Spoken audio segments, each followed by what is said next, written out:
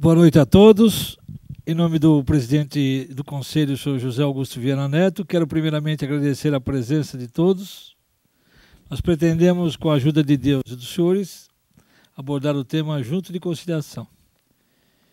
Eu e o Dr. Rodrigo viemos trocar informações e experiências, com a finalidade de melhorar o relacionamento entre os corretores e a sociedade. O escopo do direito moderno é a conciliação. Assim, o CRES São Paulo não poderia deixar de lado essa solução de conflitos tão versátil. Recentemente estivemos em Brasília, em reunião no COFES, onde tratamos da implantação, junto aos desembargadores, da conciliação na Justiça Federal no tocante à cobrança de dívida ativa. E, para nossa satisfação, fomos escolhidos como o primeiro conselho que vai fazer essas conciliações, a iniciar-se no dia 30, na cidade de Campinas. Já estão agendadas 50 conciliações. Então vejo que se a própria Justiça tem interesse em conciliar, por que nós, corretores de imóveis, não temos que fazer o mesmo? Temos sim, porque quando existe um processo contra qualquer corretor, muitas vezes as denúncias não são denúncias reais, são denúncias infundadas, muitas vezes. Não é o simples fato da pessoa chegar lá e denunciar que o corretor já esteja sem nenhuma razão. Por isso que nós obedecemos o devido processo legal, onde as partes podem falar, podem se pronunciar, apresentar provas, e na conciliação a gente consegue diminuir esse volume de denúncias que vem aparecendo no Conselho. E eu trouxe comigo o Dr. Rodrigo, que é o nosso assistente no Departamento de Ética e Disciplina, que vai dar início à palestra, abordando os temas que nós já trouxemos aqui. Bom, boa noite a todos. Como já foi dito aqui, nós viemos aqui trocar um pouquinho de experiência profissional. Trazer para vocês um pouco do conhecimento, dos procedimentos que são adotados nos processos disciplinares no Conselho Regional de Corretores de Imóveis. Os processos instaurados contra os colegas corretores de imóveis. Um procedimento administrativo. E antes de adentrarmos na pauta de hoje, que é a Junta de Conciliação, eu acho que é importante a gente comentar um pouquinho sobre o processo. O que é o processo disciplinar no Conselho e para que serve essa turma, essa Junta de Conciliação. E para isso eu vou falar um pouquinho então dos procedimentos que são adotados no Conselho. Existem dois tipos de processo no Conselho. O processo originário do auto de infração, é aquele que os agentes de fiscalização vivem no seu dia a dia rotineiro, aí, fazendo visita nos estabelecimentos comerciais dos senhores, lavrando-se lá as constatações necessárias, os autos de infrações que são necessários, seja por falta de pagamento de anuidade, seja por falta de autorização do proprietário para intermediar o imóvel, toda aquela situação. Então esse é o trabalho feito pelos agentes de fiscalização. Verificar a documentação, analisar contrato social, pedir contrato social. Esse é o tipo de processo oriundo que a gente fala do auto de infração. E outro tipo de processo que nós temos é o processo iniciado através do termo de representação. E esse termo de representação é o quê? O que é a representação? É uma denúncia que chega ao Conselho, uma representação que chega ao Conselho pelo consumidor, e ela pode ser também, não só pelo consumidor cliente dos senhores, mas ela pode vir também de alguma autoridade judiciária, da polícia, do Ministério Público, também instauramos os procedimentos. E quando chega-se um procedimento no Conselho, quando chega-se uma denúncia, o primeiro passo é o quê?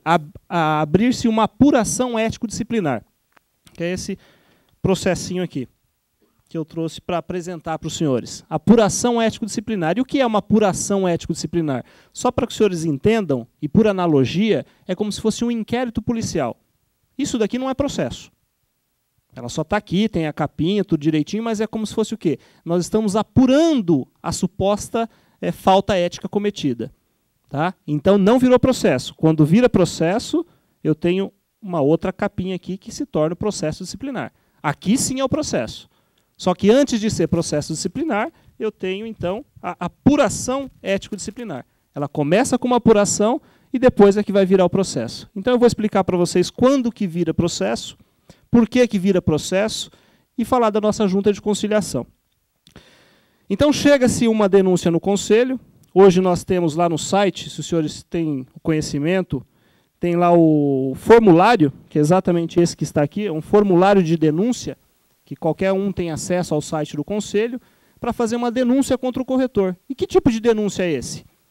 80% das reclamações que nós temos lá no conselho, desse tipo de processo, geralmente é a administração de imóveis. Qual seja a demanda? É uma falta de apresentar uma documentação regular, é um problema com o fiador, é um problema de não cobrou o locatário, deixou de cobrar o IPTU, não cobrou a taxa do lixo, enfim. Todas essas situações que os senhores tenho certeza que passam aí no dia a dia. E outra situação bastante comum também é a compra e venda, né? Retenção de sinal, vender imóvel com documentação irregular. Quer dizer, todas essas infrações, que na verdade é uma obrigação do corretor ter ciência de todas essas suas obrigações, por isso que nós sempre informamos, e nunca é demais falar, tomem conhecimento do Código de Ética Profissional dos senhores, porque ali sim está definido o que é correto, o que não é correto, o que é certo, quais as infrações éticas podem acometer o corretor, as sanções que podem ser aplicadas para o corretor de imóveis, que vai desde uma simples advertência até a cassação da inscrição, ou seja, é um procedimento administrativo, mas é um procedimento sério, que pode aí o profissional de anos de carreira perder a sua inscrição, às vezes por um deslize ético. E ocorre. Ocorre muito, não é pouco que a gente cancela, não. Tem bastante corretores aí cometendo infrações graves, e como o conselho, a finalidade do conselho é fiscalizar e disciplinar a profissão do corretor de imóveis em prol da sociedade, nós temos a obrigação legal de tirar esses maus profissionais do mercado. E é para isso que o CRES serve, né? Então, muitos corretores entram em contato com o conselho achando que o CRES tem a obrigação de dar isso ou dar aquilo, fornecer isso ou aquilo outro. E as pessoas se confundem com as finalidades. Qual é a competência do CRES, qual é a sua finalidade e qual a finalidade do sindicato. Então, ambos confundem-se, né? O CRES é o quê? É o órgão fiscalizador e disciplinador. O sindicato é o sindicato que vai defender os interesses da categoria. Então, é totalmente diferente. Tá? Então, só para que os senhores entendam, instaurada uma denúncia, seja contra uma imobiliária, pessoa física ou pessoa jurídica, chegou lá a denúncia, nós vamos verificar, vamos de imediato instaurar o procedimento, instaura-se essa apuração ético-disciplinar, colocando lá o nome do denunciante, o nome do denunciado, todo o protocolo. Verifica-se, inicialmente, se está regular essa representação. Se quem está denunciando, se tem documento, se a relação jurídica ali está estabelecida, se é parte legítima quem está denunciando, se tem documentos suficientes ou não para comprovar o que a pessoa está alegando. Feito essa análise preliminar, pode o assessor jurídico pedir um aditamento da denúncia. O que seria esse aditamento? De repente chega uma denúncia, apenas um papel escrito, assinado, falando que o corretor cometeu tal infração, mas não comprovou com documento, eu não sei se ele é parte legítima, eu não tenho ali um contrato para saber se existe a relação jurídica entre as partes ou não. Então a gente pode pedir o aditamento dessa denúncia para que o denunciante traga toda essa documentação para instruir o processo. Feito essa análise preliminar, é o momento de quê? De dar ciência para o corretor de que existe aquele procedimento contra ele. E para conceder para ele um prazo para ele apresentar os esclarecimentos. Veja bem, ele não vai apresentar defesa, porque a defesa a gente apresenta dentro do processo. O que ele vai apresentar para a gente dentro de uma apuração ético-disciplinar é um esclarecimento. A pessoa trouxe uma informação e eu quero ouvir a versão do corretor. Tá? Quando traz esses esclarecimentos, quando vem esses esclarecimentos, o que nós estamos fazendo? Encaminhando para a junta de conciliação, que é o nosso tema da palestra hoje. A conciliação. Então nós vamos ver que pode, dentro da conciliação, que ocorre dentro da apuração ético-disciplinar e não dentro do processo, mas nós vamos ver também que há a possibilidade de uma conciliação aqui. Se houver uma conciliação e for frutífera, ou seja, se ambas as partes ficarem satisfeitas com o acordo, extingue-se essa apuração. Não vira processo, não fica constando nada em nome do corretor, nenhum procedimento, nada, simplesmente vai para o arquivo. Agora, não tendo sido feito o acordo, aí corre um sério risco de virar contra o corretor esse processo disciplinar, com todos os ônus daí decorrentes, podendo, como eu disse, sofrer as sanções que vai lá desde a simples advertência até a cassação do registro profissional. Tá? Então, adentrando no nosso tema da palestra... Pois não. Só queria complementar aqui que é muito importante para aquele que seja denunciado no conselho nunca deixar transcorrer em autos, ou seja, faça uma defesa. Porque nós temos vários casos que as pessoas acham que não vai dar nada. Depois, quando chega, você vai entrar no processo na fase em que ele se encontrar. Tá? Muitas vezes já o seu direito até de falar no processo já até decaiu. Então é importante que tão logo tome ciência, e nós notificamos através dos correios, que a pessoa vá até a sede do CRES, tem direito a fazer vistas. Se você estiver aqui em Osasco, pode entrar em contato com a nossa delegacia. Nós mandamos o processo aqui para a delegacia, para que vocês não tenham que se deslocar até o centro. E tá? Aí vocês tomam conhecimento do que está ali, arrumem provas e se defendam. Nunca deixem transcorrer sem se manifestar no processo. É a mesma coisa do que ocorre na justiça. Se vocês não se manifestarem, fatalmente o processo será procedente. Ok? Pela presunção da veracidade dos fatos alegados, né? Ocorrem os efeitos da revelia neste caso. E ocorre muito no conselho, pela inércia dos colegas, viu? São notificados, recebe lá um ofício do conselho, que nós, como temos que atender ao devido processo legal, todos os corretores são intimados para responder os autos, e muitos deles deixam aí, como o doutor Ademir estava falando, deixa passar, deixa de lado, acredita que não vai dar em nada, é um procedimento administrativo, mas muitas vezes lá na frente, passa-se 2, 3 anos, é que ele vai ver o prejuízo que ele teve por ter deixado de passar passar em branco essa oportunidade processual que ele tinha. Então, o que nós vamos tratar da junta de conciliação, nós vamos falar do quê? Nós vamos falar da conciliação, o conceito de conciliação. Vamos falar do ato da junta de conciliação que instituiu essa junta de conciliação. Nós vamos ver que é um ato realizado pelo presidente do conselho. Vamos falar da finalidade, princípios e competência desta junta de conciliação. Vamos falar dos membros, quem são os membros, por que são membros, como eles tornam-se membros do conselho. Vamos falar das partes dentro do processo, do procedimento, da estrutura física necessária, da JUCOM que nós realizamos aqui na capital e a JUCOM itinerante que nós realizamos em todas as regionais do conselho. Já fomos praticamente em todas as delegacias do CRES fazer essa junta de conciliação e tem dado muito resultado. Vamos falar dos resultados dessa junta de conciliação e das metas pretendidas. Conciliação, do latim conciliatione, e do Aurélio, nosso pai, ato ou efeito de conciliar-se, e harmonização de litigantes ou pessoas desavindas. E o que é conciliação? É o meio de solução de controvérsias em que as partes resolvem o conflito através da ação de um terceiro, o conciliador, que além de aproximar as partes, aconselha e orienta, fazendo sugestões de acordo, sem adentrar ao mérito, mas informando quanto aos riscos do prosseguimento do feito, para ambas as partes, agindo sempre com neutralidade e imparcialidade. Tem, além da nossa colega membro da JUCOM, tem mais algum membro de JUCOM aqui hoje ou não? O senhor também é membro da JUCOM? Temos todos os corretores de imóveis, algum advogado? Advogado também, ótimo. Então vamos falar do ato que instituiu essa junta de conciliação. Na verdade, a junta de conciliação ela foi realizada através de um ato desde 95, denominado CRES-COM. E de 95 para cá nós tivemos mais 3 alterações. E essa de 2009 é a última que foi feita. Então lá o presidente do CRES, no uso de suas atribuições legais, considerando lá a alteração da designação de departamento jurídico, que antes a denominação do nosso departamento era o departamento jurídico, e passou agora para o departamento de ética e disciplina, nos termos da portaria ali número 3.557 de 2008.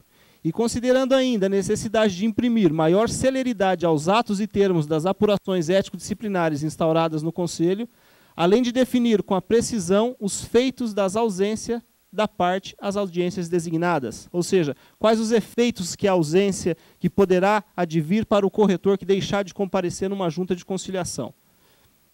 E o que resolve então no ato? Com esse novo ato de 2009, ele altera o artigo 1º, altera a redação dos artigos 1º, 3º e seu inciso 1º, 4º e seu parágrafo único e o artigo 5º e seu parágrafo único, resultando no texto a seguir reproduzido. Então, o artigo 1º ficou com a seguinte redação. Em observância aos termos da Resolução COFES 325 de 92, a Comissão de Atendimento ao Consumidor do Mercado Imobiliário, denominado lá CRESCOM, que a nível deste regional é conhecida por Junta de Conciliação, a nossa JUCOM, criada com a finalidade de atender às reclamações dos consumidores contra as pessoas inscritas no Conselho Regional de Corretores de Imóveis, segunda região, passará a buscar soluções imediatas e objetivas, agindo como elemento catalisador das apurações ético-disciplinares instauradas pelo Departamento de Ética e Disciplina. Artigo 2º. A JUCOM será composta de 3 membros, nomeados pelo presidente do CRESCE, sendo um deles indicado como coordenador para a condução dos trabalhos, e uma vez constatada a necessidade, poderá ser subdividido em turmas, com o mesmo número de membros. E a finalidade da JUCOM?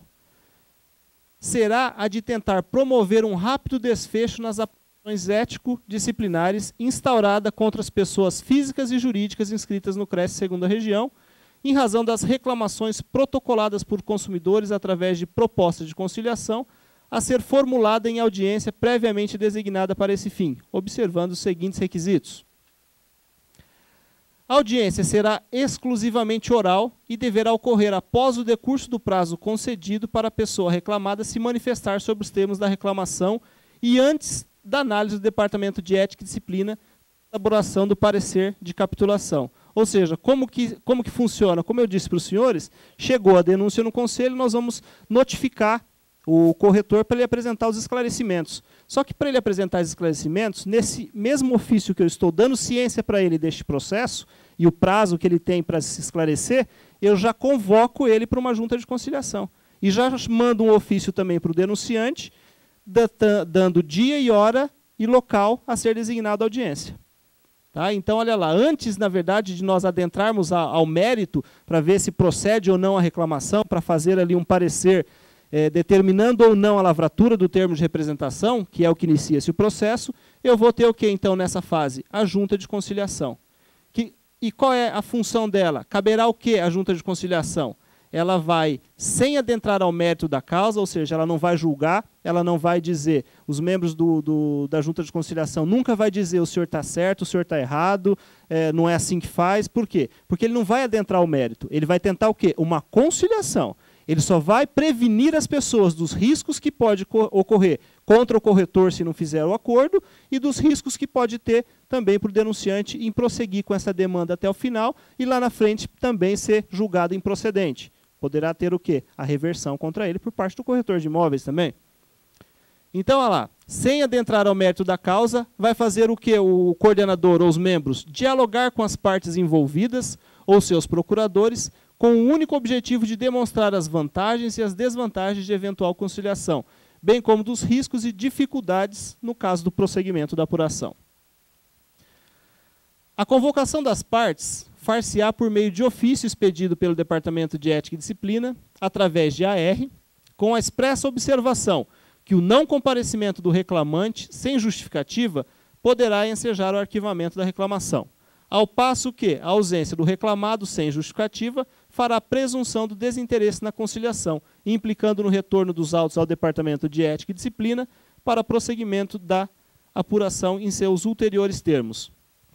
Que seria o quê? Volta-se para o Departamento de Ética e Disciplina esse processo, não houve a conciliação, em virtude do não comparecimento de uma das partes, seja do denunciante ou do denunciado, e ali vamos fazer um parecer. Se for ausência do denunciante, que não compareceu, que não demonstrou interesse nenhum em comparecer depois de ter feito a reclamação, nós vamos fazer um parecer opinando pelo arquivamento dos autos. Agora, se comparece o denunciante e quem não vem é devidamente notificado, verifica que nós mandamos a correspondência através de AR, recepcionado pelo corretor, ele deixa de comparecer, aí presume-se verdadeiro tudo que o denunciante falou contra ele. E aí ele vai sofrer o risco e vamos fazer um parecer e vamos determinar a lavratura do termo de representação. E a partir de então, lavra-se o termo de representação. A partir daqui, a partir deste documento, é que se iniciou o processo disciplinar. Iniciando o processo disciplinar, ele não tem mais que apresentar esclarecimentos. Ele tem o dever de apresentar uma defesa. Agora sim é uma defesa, porque virou processo. Apresentando ou não uma defesa, só para que os senhores entendam um pouquinho do procedimento, de como funciona a decisão e análise, o julgamento desse processo, vindo ou não a defesa do corretor, ou da imobiliária, pessoa jurídica, os autos são encaminhados à comissão de ética, uma outra comissão. Temos a comissão, né, que é a junta de conciliação, também é uma comissão à parte. Depois é analisado, essa defesa vai ser analisada, não é por um advogado, pelo assessor jurídico, e sim pelos senhores, por colegas. Essa comissão de ética é formada por corretores de imóveis. Temos aqui o nosso conselheiro, que é o coordenador geral da nossa comissão de ética aqui do Estado de São Paulo, que vai fazer o quê? Ela vai verificar a denúncia apresentada, vai analisar a defesa e vai chegar a uma conclusão e vai opinar por uma sanção. Que sanção? Advertência, censura, multa, suspensão e cancelamento da inscrição. Só que nesse processo, a comissão de ética não tem competência para julgar. Ela tem competência apenas para opinar quanto à sanção disciplinar naquele caso concreto. Ao passo que no processo originário de auto de infração, como eu disse que nós temos duas modalidades de infração, né? Aqui é feita pelo agente da fiscalização, que é o auto de infração. Nesse tipo de processo do auto de infração, a comissão de ética tem decisão para julgar o processo. Chegou nas mãos da comissão de ética, o que for julgado ali é decisão da comissão de ética. Diferentemente do processo de representação, que a comissão de ética vai fazer um relatório opinando por uma sanção. E depois que volta esse processo da comissão de ética, ele tem que ir para onde? Quem que vai julgar esse processo? O plenário do Cresce. São os conselheiros que estão ali para julgar, em primeira instância, os processos originários de termo de representação. E depois ainda tem o recurso para o Conselho Federal, tem pedido de reconsideração, mas a decisão de primeira instância cabe ao plenário do Conselho. Voltando ali para o nosso tema, para fins de economia processual, a convocação do reclamado deverá ocorrer no mesmo ato do convite para se manifestar nos termos da reclamação.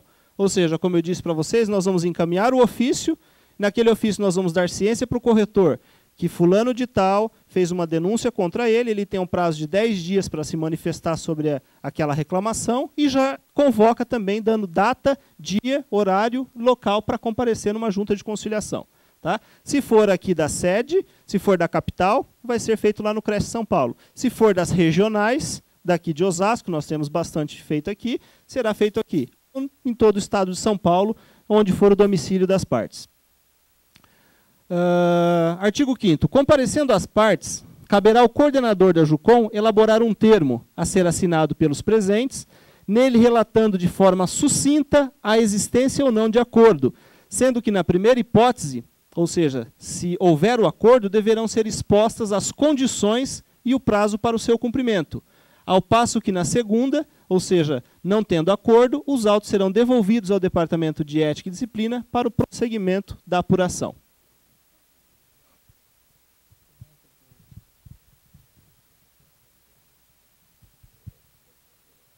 Perfeito, bem lembrado.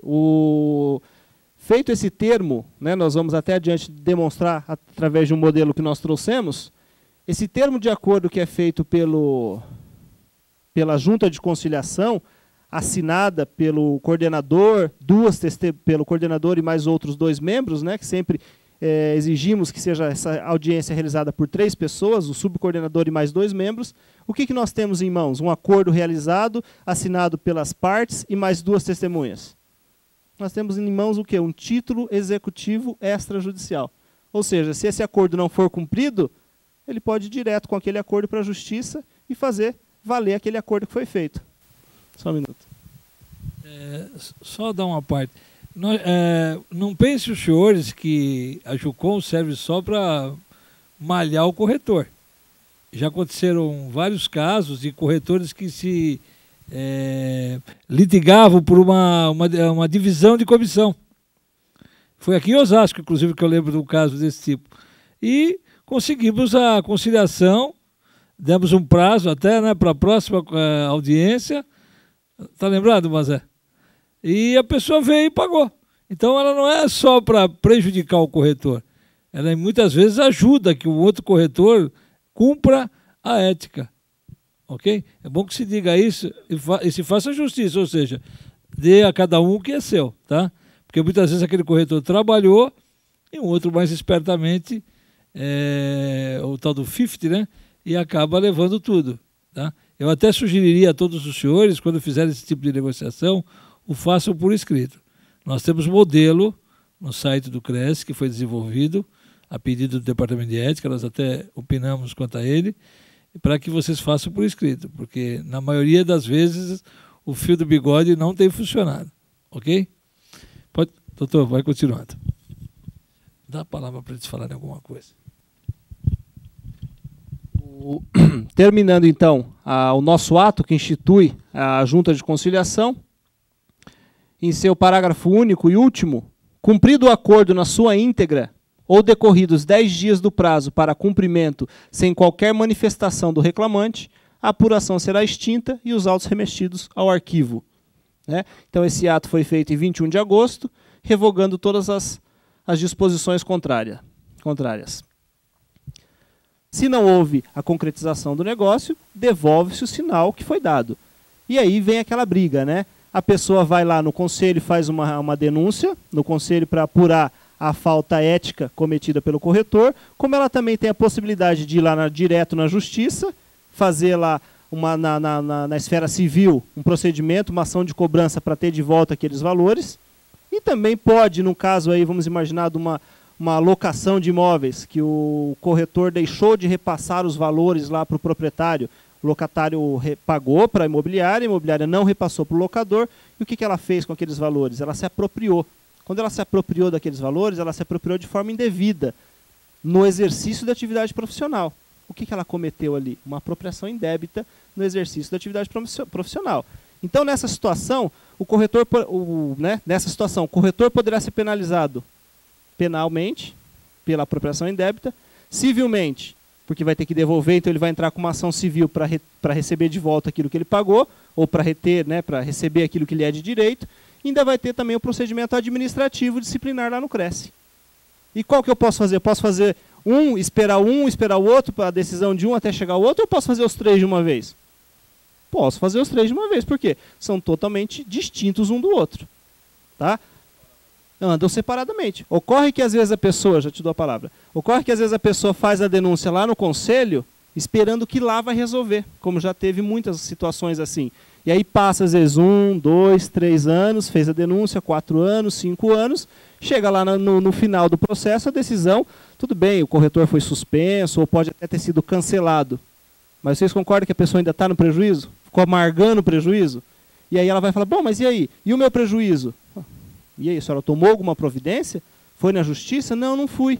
Por quê? Às vezes a pessoa leiga ficou esperando que o CRES fosse resolver o problema para ela. Não, então a senhora vai entrar na justiça. Quando vai entrar na justiça, passou mais de 5 anos. Passou mais de 5 anos, prescreve.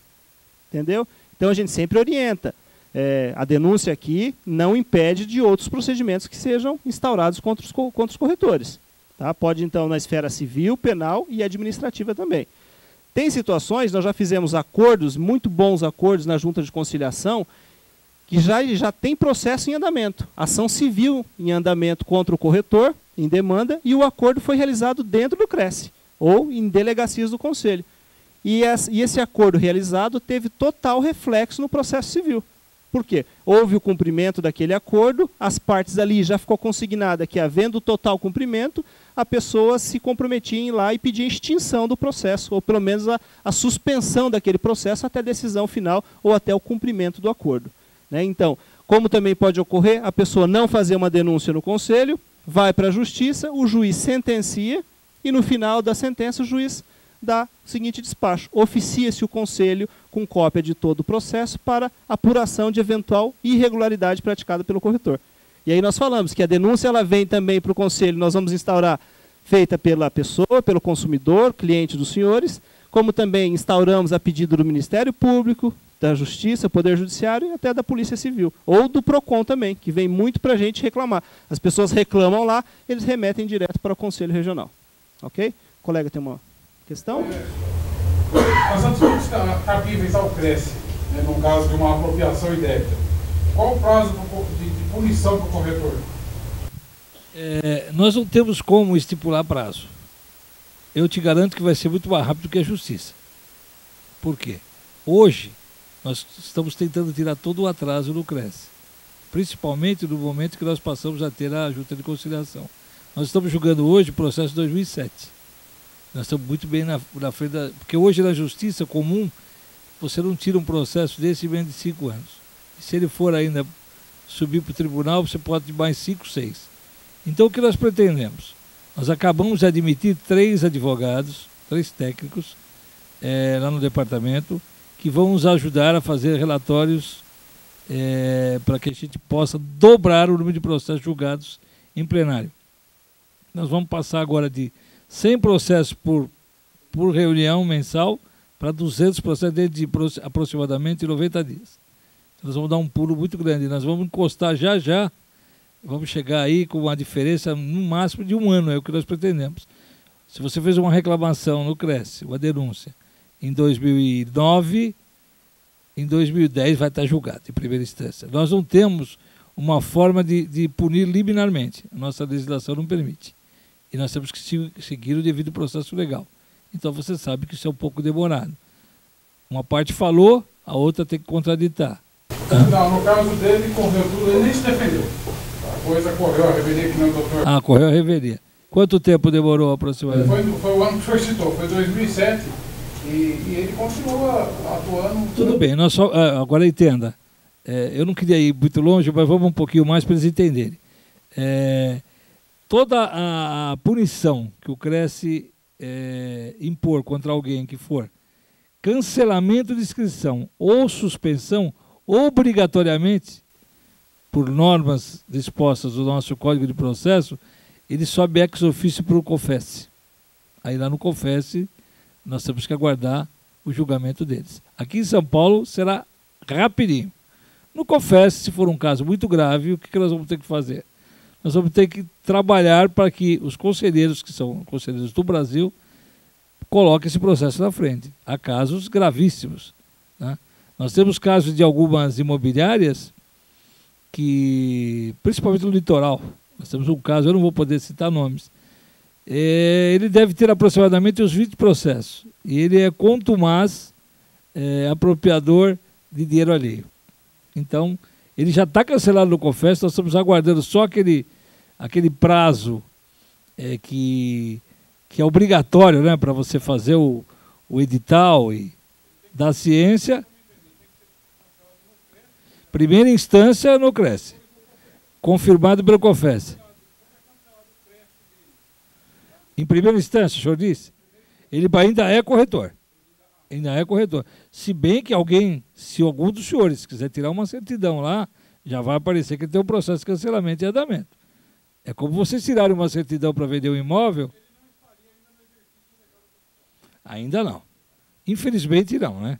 Mas eu não sei se é infelizmente ou felizmente, porque quando você está vivendo um Estado democrático, de direito, você tem que seguir, né? Você não pode ter tribunais de exceção e nem julgamentos sumários, né? Porque você vê que o nosso judiciário muitas vezes comete grandes injustiças, né? Aquela história, por que não tem pena de morte nesse país? Será que não morreria muita gente inocente, né? Então, nós temos que seguir e acreditar na justiça. Nós do CRES, isso é um compromisso com o presidente meu, nós e até com a diretoria, nós estamos contratando gente, nós temos dificuldade de contratar gente. Por quê? Sendo um órgão público, o CRES está sujeito a normas de direito público, ou seja, contratação só com seleção pública, compra só com licitação, Tribunal de Contas da União, Ministério Público Federal, está sempre nos auditando. Então, nós temos que seguir. Outra coisa, se nós não fizermos dessa forma, se eu cancelar em primeira instância, a pessoa automaticamente vai impetrar um mandado de segurança, porque nós temos que seguir o que está na lei. Tá? Eu sei que muitas vezes o ideal seria cancelar, né? Como aquele caso do corretor que desmatava, né? Se nós tivéssemos um procedimento sumário, né? Como alguns conselhos têm, acho que o de medicina deve ter, se bem que nunca, mas a medicina você vê que ele lida com a vida, né? Nós estamos lidando só com dinheiro. Então, são coisas um pouco diferentes. Ok? Não sei se consegui explicar, mas Não, não, nós já estamos... E o outro tipo de processo, que é o de auto de infração, nós estamos mano a mano. Nós estamos já, a Cefisp está opinando já para o processo do mesmo ano. Né? Até o Tobita agora vai ser o homem que vai coordenar a Cefisp. Nós já estamos, porque na Cefisp eles emitem uma opinião. Nós já estamos com a opinião formada de todos os processos desse mesmo ano. Então nós estamos caminhando a passos largos, gente. O Cresce mudou muito. Eu mesmo que estou lá dentro sinto a mudança. Tá? Mudou para os funcionários, mudou para os diretores. Se exige muito mais dos funcionários, se exige muito mais dos diretores, que não são nem remunerados. Esse pessoal de comissão, é bom que a gente deixe bem claro essas coisas. O pessoal nosso de comissão trabalha em prol dos senhores mesmo, em prol do benefício da própria classe. Eles não recebem, um centavo de subsídio para estar aqui. Assim como eu e o doutor Rodrigo, somos funcionários, não estamos recebendo um centavo para estar aqui. Viemos porque gostamos dessa profissão, estamos trabalhando para tentar acertar isso, então a gente vem aqui, justamente, estou aqui... É bom que se diga, porque às vezes chegou... ele fala assim porque ele está ganhando. Nós não estamos ganhando nada para vir aqui. Pelo contrário, ele veio até com o meu carro. Tá? O pessoal do apoio veio com a viatura, porque tem que levar equipamento, coisa e tal. Os veículos são usados de forma super radical, ou seja, só a serviço do Cresce. Ficam em garagens fechadas. A coisa é muito mais séria.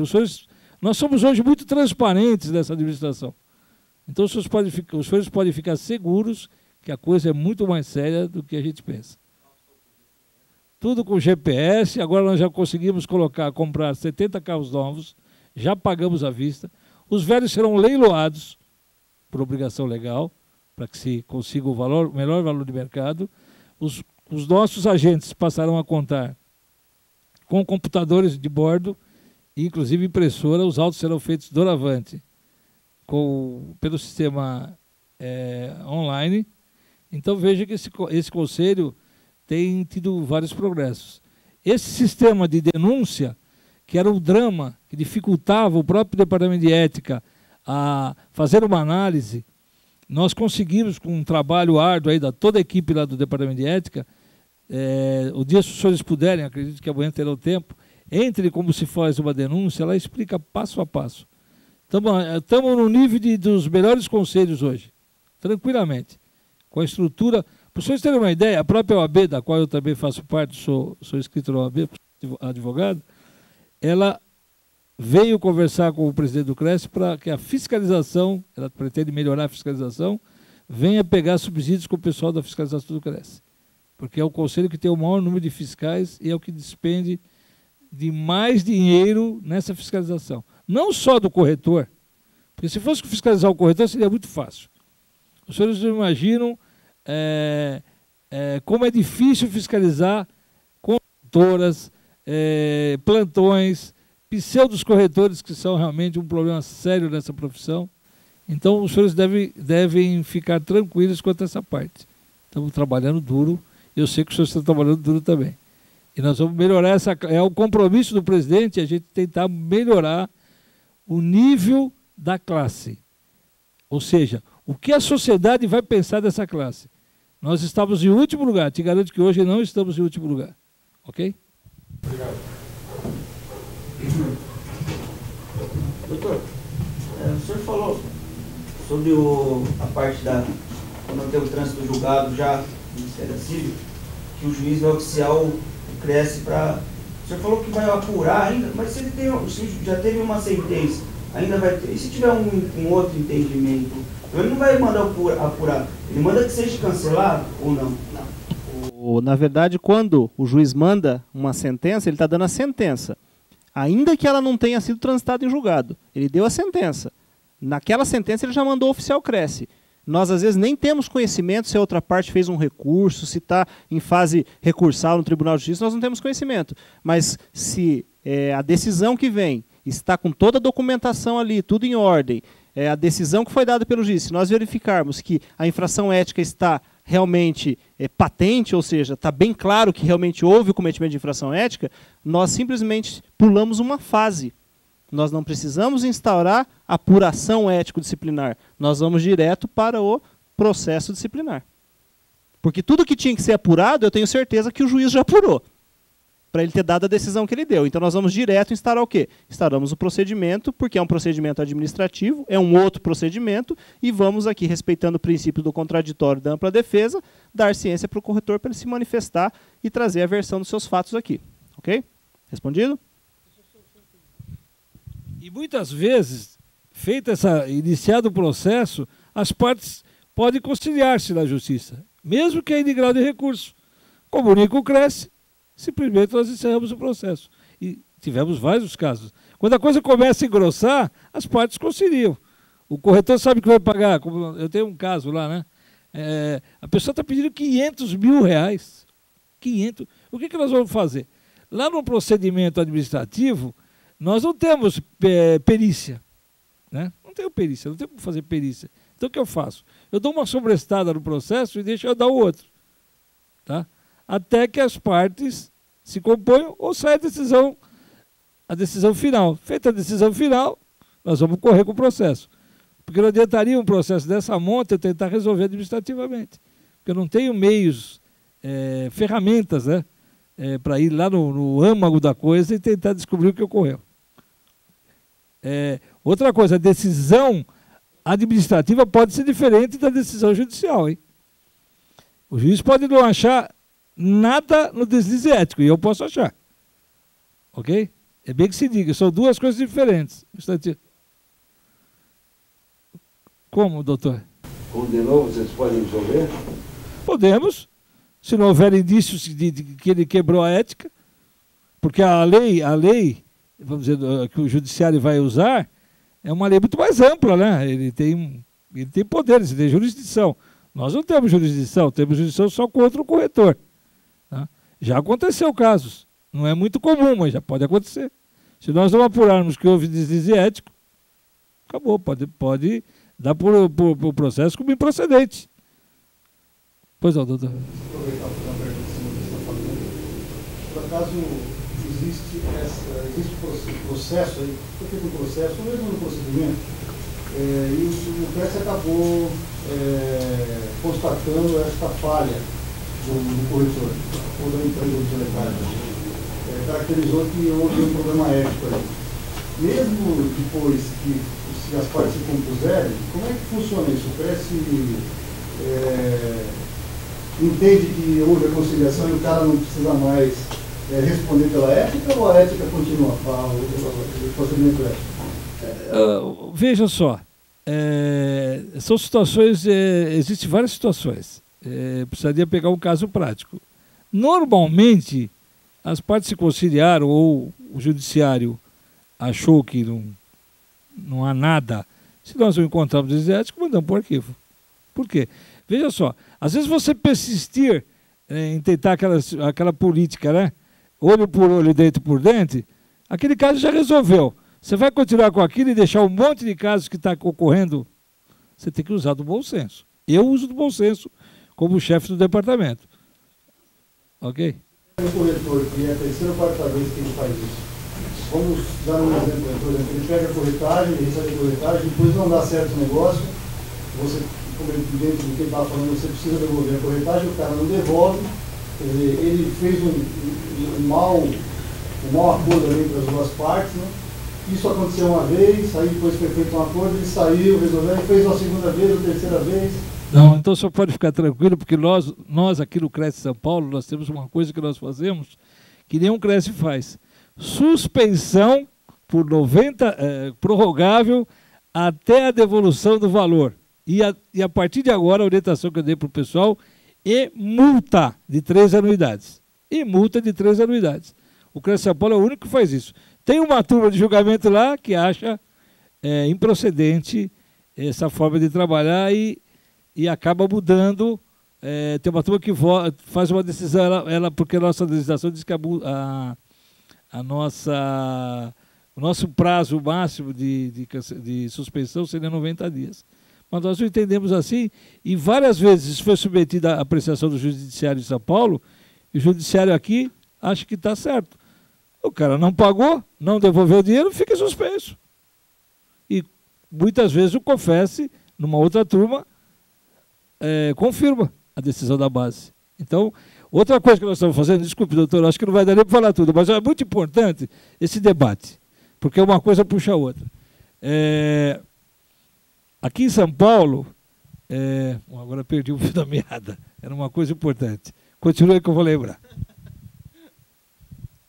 Só para complementar a resposta aqui do doutor na pergunta do colega, nos processos de representação, nós temos que seguir sempre o quê? O interesse do denunciante. Né? O CRES não vai fazer de ofício, a não ser naquele procedimento do auto de infração, onde o CRES é o autor. Né? Então tem muito acordo que a pessoa faz lá na justiça, e lógico que os advogados sempre vão orientar ali e fazer constar naquele acordo o quê? Que aquele acordo, a pessoa abre mão de todos os procedimentos que está envolvendo aquele mesmo objeto, seja na área administrativa, penal e civil. Ou seja, com aquele acordo ali extingue-se todos os outros demais. Chegando isso ao conhecimento do conselho, ou seja, ele abriu mão daquele direito que ele tinha, é um direito indisponível. Nós vamos... exatamente, dependendo do tipo de crime, exato, isso, exatamente. Aquilo que não compete à justiça estadual pelo Ministério Público, ele pode ter o direito de pedir o arquivamento dos autos. Que situação, né? O cara resolve o problema civil, resolve o problema do CRES e responde criminalmente. Aí vai ser condenado criminalmente, volta para o CRES. Pode ocorrer. Volta para o CRES, porque ele pode virar uma infração penal. Nós temos feito, nos casos que o senhor falou, de a pessoa, vamos dizer, reincidir, nós fazemos o famoso julgamento em bloco. Então nós pegamos aquele caso, pegamos tudo que tem nele, até aquela data, e fazemos julgamento só, e tacamos uma penalidade, se é um caso desse gravíssimo, né? É o caso lá do nosso amigo lá da praia. O que ele faz? Ele faz isso reiteradamente. Para ele pouco importa. Se ele for numa Jucom, ele faz acordo com todo mundo. Mas sabe quantos ele cumpre? Nenhum. Ok? Ele já foi enviado. E outra coisa, se é um caso gravíssimo, nós mandamos também para o Ministério Público. Para, simultaneamente, o Ministério Público instalar uma ação penal. Nós temos feito isso regularmente. Tanto é que nós agora estamos cobrando o Ministério Público, porque senão ele vem nos cobrar. Então nós estamos andando na frente. Tá? Então a coisa, quem está fazendo bobagem, passe a trabalhar direito. Eu acho que o corretor pode usar de astúcia, tudo mais, não pode ser desonesto, ok? Qualquer situação, quando o negócio, iniciamos uma negociação, o corretor recebeu a comissão, em qualquer situação que o negócio não se concretizar, por culpa de qualquer uma das partes, o corretor tem a obrigação de devolver a comissão? Esse é o entendimento dos tribunais de São Paulo. Nós trabalhamos junto, de acordo com a jurisprudência reinante. Ou seja, a profissão de vocês é meramente de resultado. Vocês têm que trazer... Eu vou sair fora do pouco, mas desculpe, doutor, tá? É de resultado. Você tem que trazer um resultado útil para a parte. Tá? Agora, eu sei que muitas vezes a parte é esperta. Né? Ela não quer mais o negócio, inventa uma história, mas... por isso que é bom os senhores, toda vez que contratar, façam por escrito. Tá? Porque senão é difícil. Contratando por escrito. E outra coisa, eu não sei se os senhores fazem, eu não vou ensinar o pulo do gato aqui, mas o sinal não deve ir para o bolso. Normalmente o sinal se pega e fica com ele retido, ok? Porque muitas vezes eu vou entregar para o vendedor gasta o dinheiro, quem vai pagar? O corretor. Depois você que entra com uma ação de ressarcimento contra ele. Lá no CRES nós não queremos saber, e a Justiça também não quer saber. Você pegou o dinheiro, enriquecimento sem causa. Devolva. Então precisa tomar muito cuidado. Se não é dado diretamente ao... Nunca faça isso. Eu não aconselho. Perigoso. Passar o sinal direto para o vendedor, sem antes de conferir toda a documentação? Não. Conferida toda a documentação. Não, sei lá. Não seria nem um sinal. É arriscado. Eu não faria, eu não faço. Eu seguro comigo, com compromisso assinado, aí tudo bem. 2 testemunhas, tudo bonitinho, seguro. Aí já é a venda. Mas é que Osasco, o governo na região que eu trabalho, 90% das nossas vendas é financiamento. Né? Aí fazemos um compromisso de compra e venda com, sei lá, 10% de sinal e 90% através de financiamento e fundo de liberação de fundo de garantia. Tá? No decorrer do processo, o proprietário acha um cara lá que vai comprar o negócio dele à vista, ele quer desistir do negócio. Não, eu acho que o senhor tem direito de receber, porque daí é um ardil que ele está usando contra o senhor. Outra coisa, o senhor sempre procure deixar bem claro o que você está fazendo. E outra coisa, ver se as partes possuem condições financeiras para suportar aquele financiamento, e ambas as partes deverão ter documentação impecável. Pode fazer até com que ele dê uma declaração, sob as penas da lei, que ele não tem apontamento ou coisa que o vale. Porque senão dá aquela zica que sempre problemas seríssimos. Eu sei que o corretor investiu, nós estamos até tentando mudar isso na justiça, viu? Porque é duro para o corretor. Ele põe placa, ele investe, faz propaganda, vai para cima e para baixo, tira tudo quanto é certidão, às vezes paga do bolso, e daí? O cara fala, não quero mais vender. Mas o juiz tem entendido que não é devida se não houver um resultado útil. Vamos voltar para o tema? Corra que já está dando 8 horas, e 8 horas tem que terminar. É um assunto que vai puxando o outro e vai ficando cada vez mais interessante, né? Mas voltando ali a Jucom, só para o adiantado da hora ali também, a finalidade da Jucom nós já falamos, que é tentar solucionar amigavelmente as reclamações oferecidas pelo consumidor, envolvendo corretores de imóveis, seja ele pessoa física ou pessoa jurídica, inscritos na 2ª região. E os princípios que regem a junta de conciliação, independentemente da gravidade da reclamação, deverá sempre que possível buscar a conciliação, orientando-se pelos princípios da oralidade, simplicidade, informalidade, economia processual, celeridade e o devido processo legal. E competência. Quem é competente? É competente para receber a reclamação e promover a conciliação, a sede ou a delegacia regional, observando-se sempre o local da infração ética, né? Ou seja, se tem uma denúncia lá no interior, lá em Marília, lá em Franca, Araçatuba, não vai vir fazer audiência aqui em São Paulo. Por isso que cada regional tem a sua turma de junta de conciliação para tentar resolver esse tipo de conflito. E dos membros, nós já falamos aqui que para se tornar um membro da comissão, terá que ser composta, esses membros são exclusivamente por corretores de imóveis, inscritos regularmente há mais de 2 anos no Conselho, sem registro em seu prontuário de qualquer punição disciplinar. Ou seja, tem que ter a ficha limpa, né? A moda agora é ficha limpa, mas não é a ficha limpa como o do Maluf, não, né? Que diz que a ficha limpa dele é a mais limpa do país, né? Duvidosa essa declaração, mas enfim. A Jucom é composta por um coordenador geral, com jurisdição em todo o estado de São Paulo, por um subcoordenador em cada por cada uma da turma e seus membros, sendo no mínimo 2 os membros, né? Um coordenador, eu preciso ter um subcoordenador em cada turma e mais 2 membros, todos nomeados mediante portaria baixada pelo presidente do Cresce. E as partes? Quem serão as partes para conciliação? O reclamante e o reclamado, que sempre comparecerão pessoalmente, podendo ser assistidas por advogados devidamente constituídos, não se admitindo no processo qualquer forma de intervenção de terceiros, nem de assistência. Em se tratando de pessoa jurídica, sempre quem comparecerá será o seu responsável técnico. Do procedimento: protocolada a reclamação na sede ou qualquer subregional contra o corretor de imóveis ou imobiliária, pessoa jurídica, será de imediato instaurado a apuração ético-disciplinar, que, em primeira análise, o assessor jurídico verificará a sua instrução, legitimidade, provas e a relação jurídica havida entre as partes, podendo o reclamante ser oficiado para o aditamento da reclamação, sob pena do arquivamento, como eu disse, como eu estava explicando no início com relação ao processo. Ato contínuo, verificada a regular instrução do feito, as partes serão convocadas para a junta de conciliação. E se for frutífera a conciliação, os autos serão arquivados, ao passo que se ela for infrutífera, será analisado o mérito da questão, podendo também ser arquivado ou lavrado o termo de representação nos termos do Código de Processo Disciplinar, que é a resolução do Conselho Federal 146 de 82, com todos os ônus daí decorrentes, podendo ocorrer aquelas sanções, né, desde a advertência até o cancelamento da inscrição.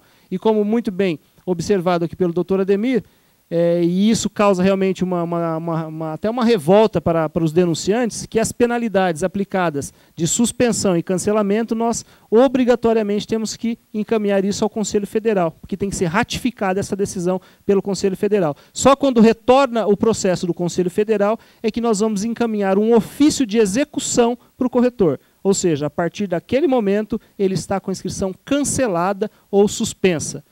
E se amanhã ou depois a fiscalização chegar no local e verificar que ele está trabalhando?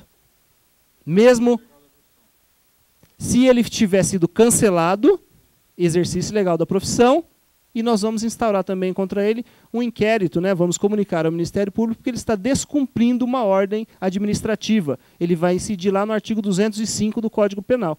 Então ele vai ter um procedimento administrativo no CRES, exercício legal da profissão, e vai responder também pelo crime do artigo 205 do Código Penal.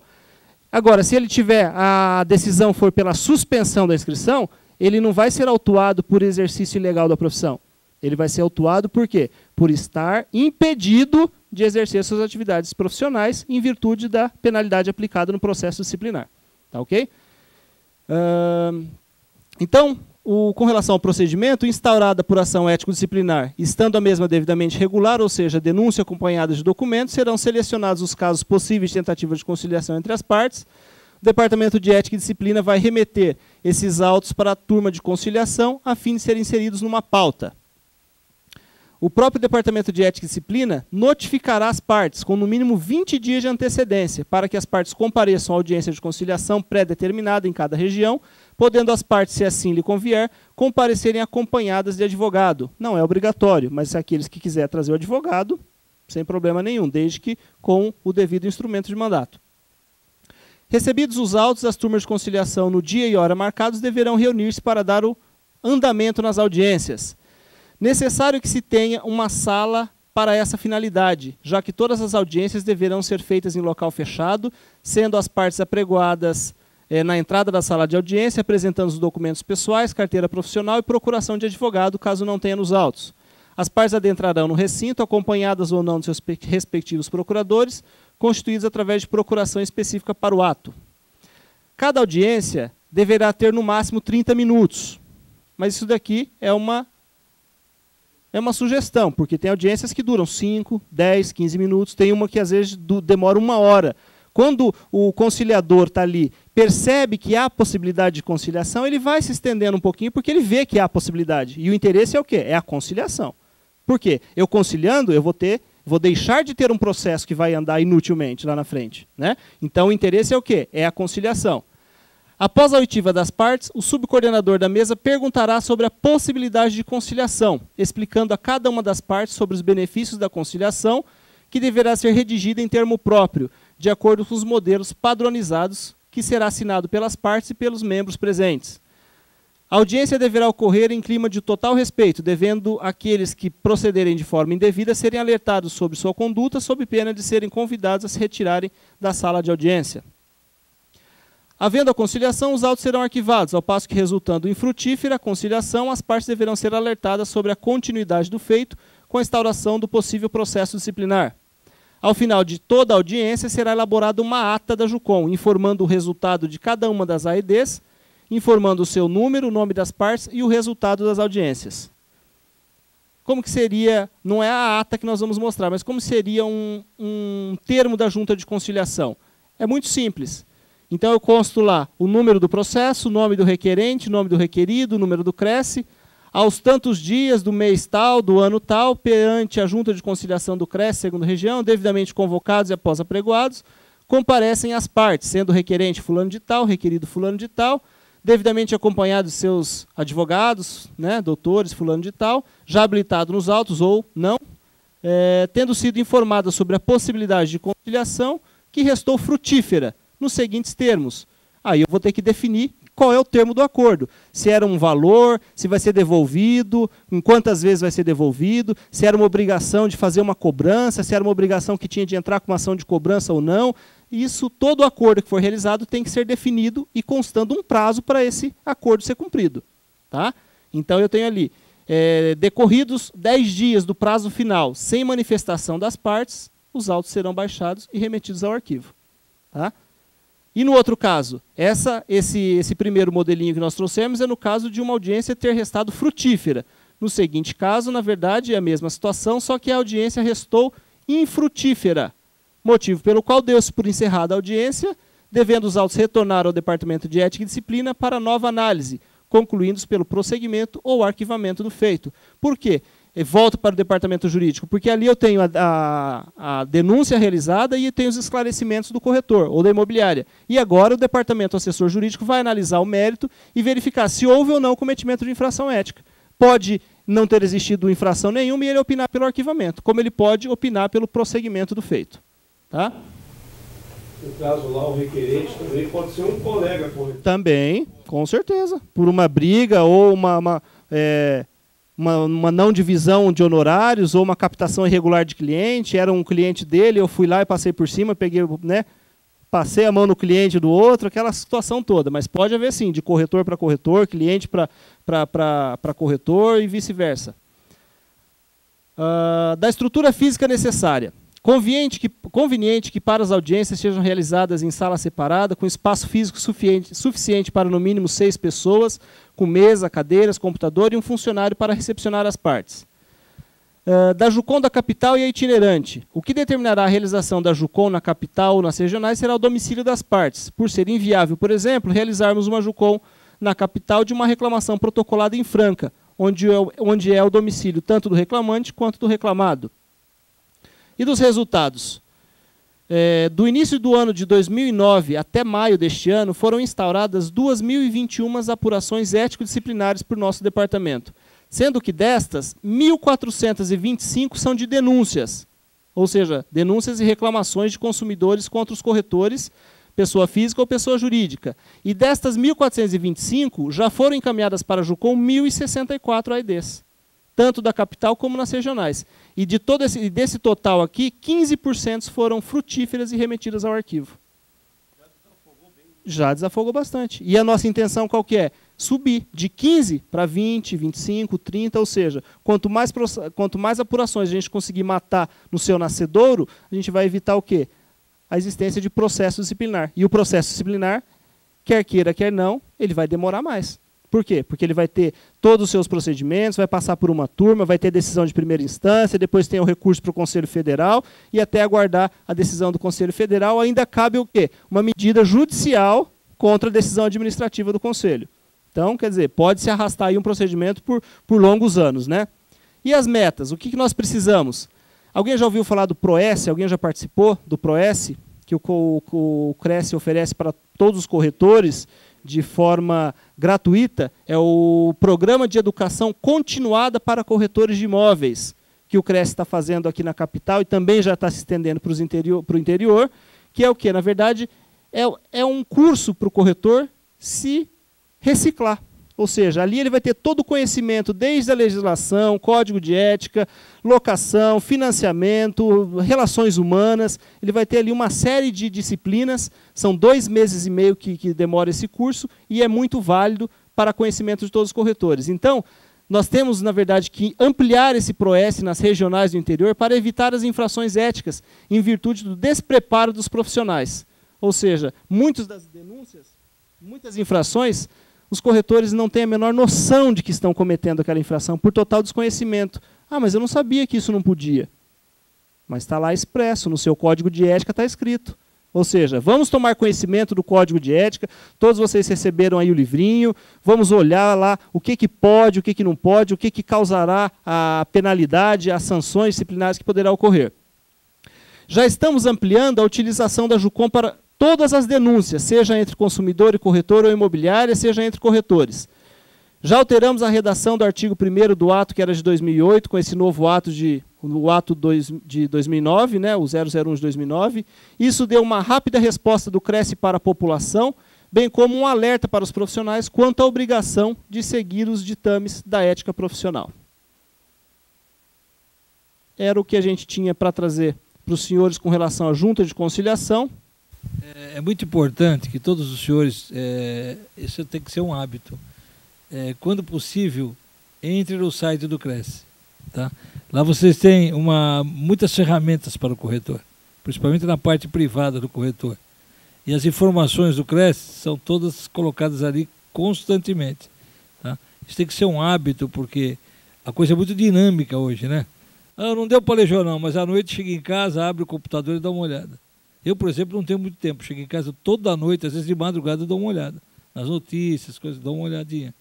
Então é muito importante que os senhores façam isso.